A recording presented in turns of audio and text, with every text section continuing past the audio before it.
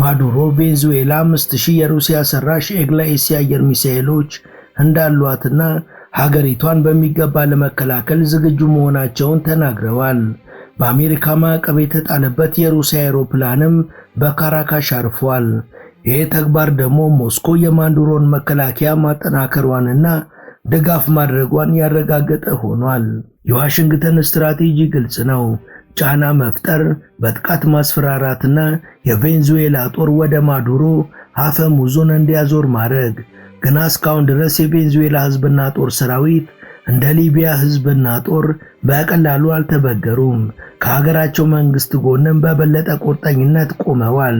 የፖለቲካ ሳይንስ ምሁራኖችም አሜሪካ ካሰበችው በተቃራኒው ሊከሰት እንደሚችል ያስጠነቅቃሉ። ወታደራዊ ጥቃት የሚፈጸም ከሆነ የሀገሪቷ ሁሉም ህዝብ በፕሬዝዳንቱ ዙሪያ እንዲሰባሰብና እሱን እንዲደግፍ ሊያደርግ እንደሚችልና ይህም ነገሮችን ለአሜሪካ እንደሚያከብድ ተናግረዋል።